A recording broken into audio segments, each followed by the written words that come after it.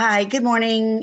Valerie in Los Angeles, the publisher of the Hollywood Times. And we have our guest today, and I'd like her to introduce herself, please.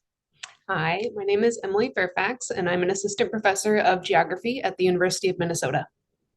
Wonderful. Thank you for taking the time. We're going to be talking about a PBS show called The Dynamic Planet. It's a monumental four-part series filmed over 3 years, travels to the most extreme places on all seven continents to explore the work and lives of extraordinary people and animals on the front line of climate change, highlighting what is under threat, but also how the natural world is adapting, in surprising ways. The series reveals how science, nature, and indigenous knowledge can prepare us for the future.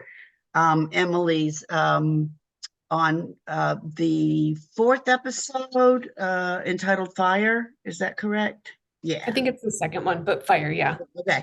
Yeah. So this series focuses harsh light on how humans have pushed our planet to the brink of destruction. How can we recover from the damage we have caused? Can you talk about that? Yeah, so there is definitely a lot of work to be done recovering from the damage that's already happened across the continent, especially in the context of wildfire. We're already seeing absolutely massive fires ripping across the landscape every year.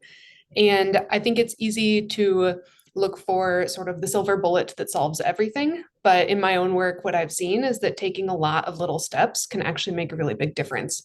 So we've really focused in my lab on how rivers and healthy riverscapes can help us take down the intensity of some of these fires and provide safe places for plants and animals to survive, even when the fire is really extreme. Your segment Fire talks about global warming and its resulting effects, record heat waves, forest fires, droughts, increasing migration, and human animal conflict. Are we at the point of no return with this threat, or can we reverse it in time to save our planet for future generations?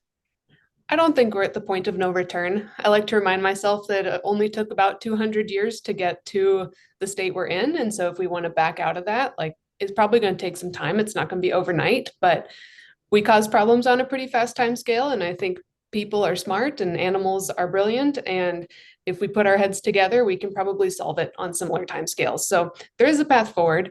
I don't know that it's going to be easy or comfortable for everybody. Like it's going to take sacrifices, but it exists. This series is sobering for those of us who have only heard about these threats and are not actively involved in helping right the ship.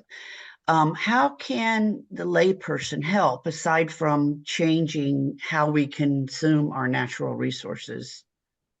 I think one of the biggest things that an everyday person can do to help is to learn about what the challenges your specific community is facing, especially with fire. It's going to be different if you're in the mountains versus the lowlands versus critical fish habitat versus a place with a lot of houses, and focus your efforts on your community. Like it's easy to want to solve the whole world's problems, but if you learn that beavers, for example, are living in your rivers and that they're helping create these fire resistant wetlands, then what you can do is you can figure out how to support the beavers in your landscape. Those are tangible actions. That's like do a river cleanup, put up signage about what is this weird animal and what's it doing, and make sure that, you welcome those changes, even if some of the control does leave our hands and go into the paws of some unlikely animals.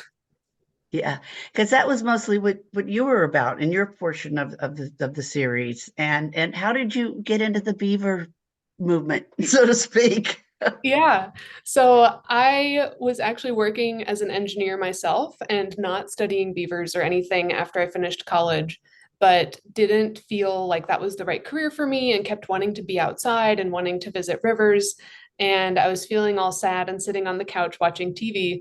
And actually, a PBS documentary came on the TV called Leave It to Beavers.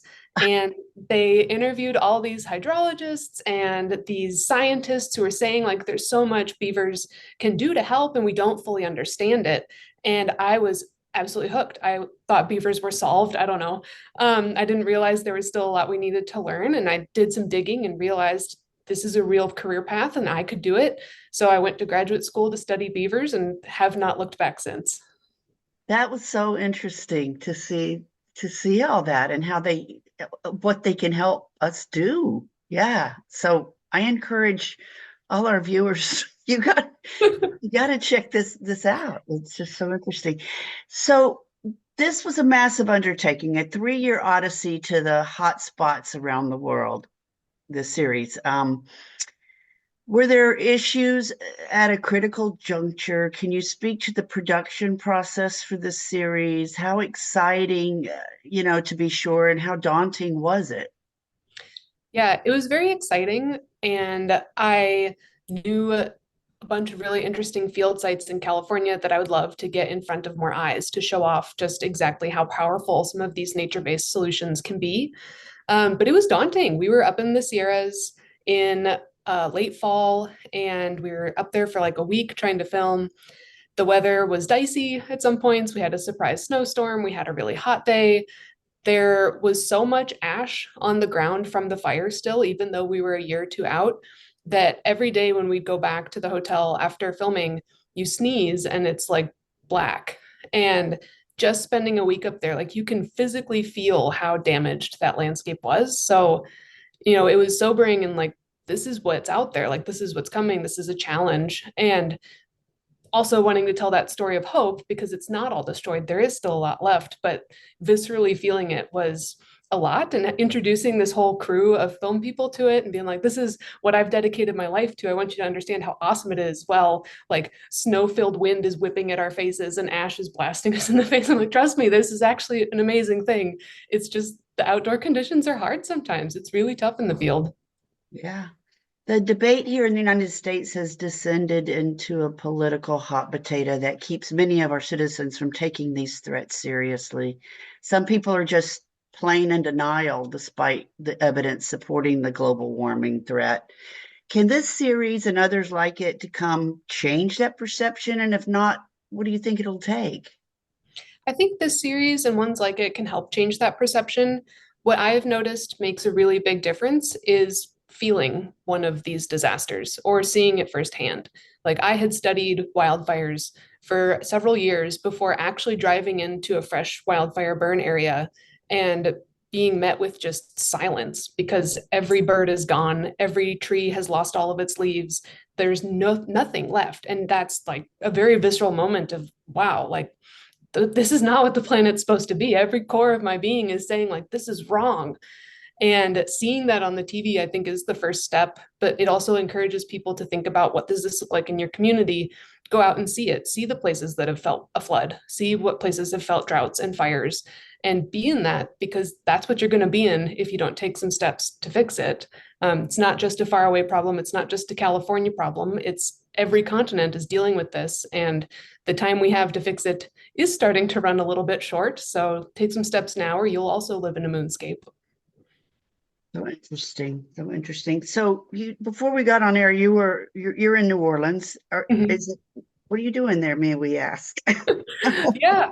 So I'm down in New Orleans on a trip to see some of the lower reaches of the Mississippi River. I'm right now up at the upper reaches of the Mississippi in Minneapolis, and this is, one of the biggest river systems in North America. And I've looked out west at rivers a lot, and moving back east of the Rockies, I realized, this is a huge flow of water, of resources, and there's parts of it that need help too. Like wildfire hasn't been as big of a challenge out here recently, but every year fires are moving further and further east, and there's a lot of forest out here. So trying to get ahead of the curve and think about along this massive stretch of water, what steps can we take to make it more drought resistant, make it more flood resistant, make it more fire resistant, so that maybe we don't have to feel those disasters out here. Thank you. That's so good what you're doing for all of us. Appreciate you so much. Well, I Um, try. yeah. So how can our viewers and our readers find you and the things that you do? Yeah, so I have a website, emilyfairfaxscience.com, that I have summaries of all of my research on and a contact form if you want to get a hold of me. I also have a Instagram page for my lab called Fairfax Beaver Lab, and I'm on Twitter at Emily Fairfax, and that's where most of my research updates are. Um, I'm always happy to talk about beavers, so if you have beaver Yes. questions, definitely reach out. Love it, love it. And I encourage everybody that watches this to do that because I learned a lot. And we're the Hollywood Times official is our YouTube channel and hollywoodtimes.net. And thank you so much again, Emily. And hopefully you'll read this article. And I know you will. So it's great. Thanks again for all your time. Of course.